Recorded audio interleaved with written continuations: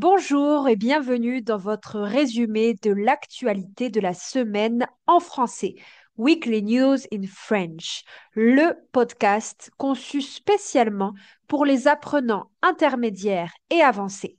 Chaque semaine, nous décortiquons les grands titres de l'actualité pour enrichir ton vocabulaire et améliorer ta compréhension du français contemporain. C'est parti. Tout d'abord, en France.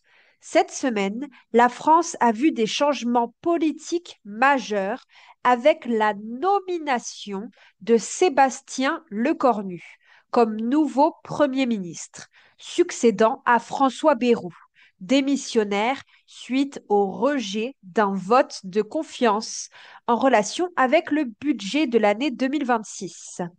Âgé de 39 ans, Sébastien Lecornu est un proche d'Emmanuel Macron, ayant occupé des postes comme ministre des collectivités territoriales. Sa nomination intervient dans un contexte de contestation sociale importante marqué par le mouvement Bloquons tout. L'opposition a vivement réagi à cette nomination. La France insoumise a annoncé vouloir déposer une motion de censure dénonçant un mépris du Parlement. Le Parti socialiste a appelé le nouveau Premier ministre à ne pas utiliser l'article 49.3, tandis que les écologistes l'ont accusé d'homophobie pour des propos tenus en 2012. Le Rassemblement national a indiqué qu'il jugerait le nouveau chef du gouvernement sur sa capacité à présenter un budget. La première tâche de Sébastien Lecornu sera de former son gouvernement et d'élaborer un budget soutenu par le plus grand nombre. Sur le plan économique, l'agence de notation Fitch a dégradé la note souveraine de la France de AA à A+, une première dans la catégorie des simples A depuis 2012. Cette décision est motivée par l'instabilité politique et l'incapacité à établir un budget pour 2026. Cette dégradation pourrait potentiellement augmenter les intérêts de la dette française, bien que les conséquences immédiates soient jugées limitées. Côté social et santé, une étude européenne a révélé une diminution significative de la consommation de tabac, d'alcool et de cannabis chez les adolescents français de 16 ans au cours de la dernière décennie. La part des jeunes fumant quotidiennement a été divisée par 5 depuis 2015, plaçant désormais la France sous la moyenne européenne pour la cigarette. Cette baisse est en partie attribuée à l'efficacité des politiques de lutte, comme l'augmentation des prix du tabac. D'autres actualités ont marqué la France. Une commission d'enquête parlementaire sur TikTok a proposé 43 recommandations pour encadrer l'utilisation des réseaux sociaux par les mineurs, incluant l'interdiction d'accès pour les moins de 15 ans et des restrictions horaires.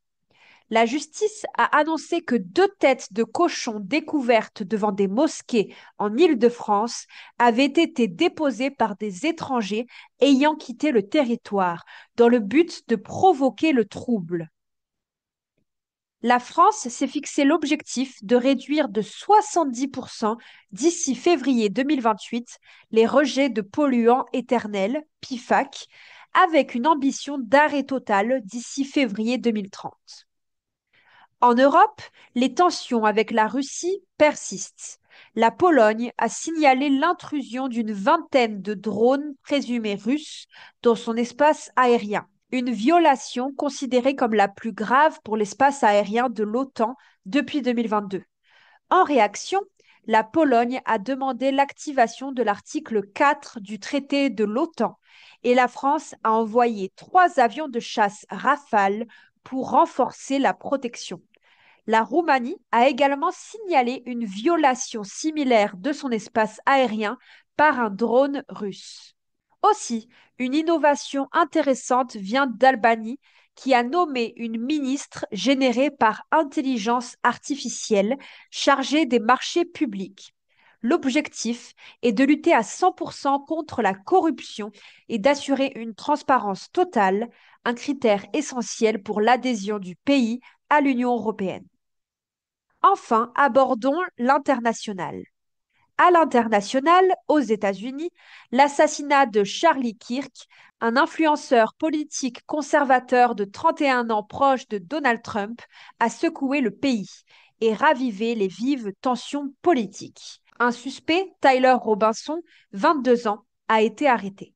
Au Moyen-Orient, Israël a mené des frappes aériennes inédites au Qatar, ciblant des responsables du Hamas participant à des négociations pour un cessez-le-feu à Gaza. Cette attaque, qui a fait 6 morts, a été largement condamnée par la communauté internationale, y compris la France.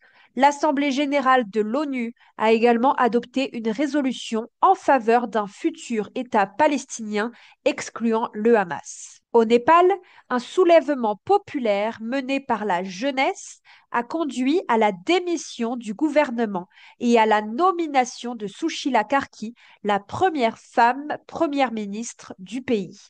Elle est chargée de mener le pays vers de nouvelles élections dans un contexte de lutte contre la corruption et pour la restauration des réseaux sociaux. L'UNICEF a lancé une alerte importante. L'obésité est devenue la première forme de malnutrition chez les enfants et adolescents de 5 à 19 ans dans le monde, marquant un tournant historique. Enfin, le chanteur portoricain Bad Bunny a décidé d'exclure les États-Unis de sa prochaine tournée mondiale. Il a exprimé des craintes concernant la sécurité de ses fans migrants face à la politique migratoire agressive menée par Donald Trump qui vise à expulser 3000 personnes par jour. C'est la fin de ce podcast. Je vous remercie pour votre confiance. On se retrouve bientôt. Au revoir.